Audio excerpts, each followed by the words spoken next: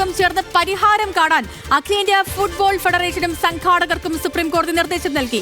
ഈ മാസം 28-ന് വീണ്ടും കേസ് പരിഗണിക്കും. രുജേഷ് രവീന്ദ്രനാണ് സ്പോർട്സ് ഡെസ്കിൽ നിന്ന് കൂടുതൽ വിവരങ്ങളുമായി ചേർന്നത്. രുജേഷ്, ഇപ്പോൾ ഈ വിഷയത്തിൽ സുപ്രീം കോടതി ഇടപെടൽ നിരീക്ഷണങ്ങൾ എങ്ങനെയാണ്? AIFF എന്താണ് കോടതി അറിയിച്ചത്?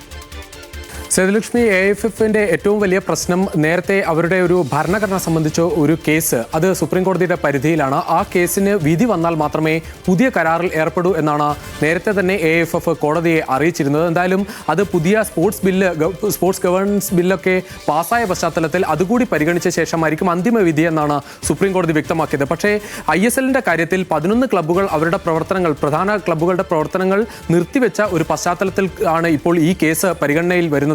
ഈ ഡിസംബറിൽ പകുതിയോടെ തന്നെ ആ കരാർ ഈ FSDL-ഉം അതോടൊപ്പം അഖിലേന്ത്യാ ഫുട്ബോൾ ഫെഡറേഷൻ തമ്മിലുള്ള കരാർ അവസാനിക്കും. അതുകൊണ്ട് തന്നെ സംഘാടകരായ FSDL പറയുന്നത് കരാർ നീട്ടണം എന്ന ആവശ്യമാണ് അവർ ഉന്നയിച്ചത്. പക്ഷേ ഈ വിധി വരാതെ കരാർ നീട്ടാനാവില്ല എന്ന നിലപാട് AIFF-ഉം എടുത്തതോടെയാണ് ഒരു പ്രതിസന്ധി രൂപപ്പെട്ടത്. എന്തായാലും ഇക്കാര്യത്തിൽ ഒരാഴ്ചക്കുള്ളിൽ തന്നെ ഇരുവരും ഇരുന്ന് ഒരു തീരുമാനമെടുക്കണം.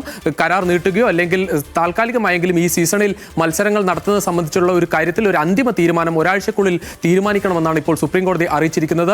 ഈ മാസം തന്നെ 28-ാം തീയതി അടുത്ത സിറ്റിംഗ് ആകുമ്പോൾ ആ തീരുമാനം അറിയിക്കണം എന്ന് കൂടി സുപ്രീം കോടതി വ്യക്തമാക്കുകയാണ്. എന്തായാലും ഇതൊരു പ്രതീക്ഷ നൽകുകയാണ്. കാരണം ഈ സീസണിൽ ടൂർണമെന്റ് ഉണ്ടാകുമോ എന്ന കാര്യത്തിലൊക്കെ വലിയ ആശങ്ക നിലനിൽക്കുന്നുണ്ടായിരുന്നു. ടൂർണമെന്റ് നടത്താൻ പ്രതിജ്ഞാബദ്ധമാണ് എന്ന് AIFF പറയുമ്പോഴും കൃത്യമായ ഒരു തീയതി പ്രഖ്യാപിക്കാൻ ഇപ്പോഴും തയ്യാറായിട്ടില്ല. അതുകൊണ്ട് തന്നെ ഈ ഒരു ആഴ്ചക്കുള്ളിൽ തന്നെ ഈ തീരുമാനം ഉണ്ടാകുമെന്നൊരു പ്രതീക്ഷയാണ് ഇപ്പോൾ ഫുട്ബോൾ പ്രേമികൾക്കുള്ളത്. എന്തായാലും ഒരാഴ്ചക്കുള്ളിൽ ആ തീരുമാനമെടുക്കണം. അതോടൊപ്പം കരാർ നീട്ടുമോ എന്ന കാര്യത്തിൽ രവീന്ദ്രൻ, ഈ വർഷം ഇവിടെ ISL ഉണ്ടാകുമോ ഇല്ലയോ എന്നുള്ളതായിരുന്നു ഒരു ചോദ്യമായി നിലനിന്നത്. ഇപ്പോൾ ഈ കായിക പ്രേമികളെ സംബന്ധിച്ച് പ്രതീക്ഷാവഹമാണ് ഇന്നത്തെ നടപടികളൊക്കെയും. രുജേഷ് രവീന്ദ്രനാണ് വിവരങ്ങൾ നൽകിയത്.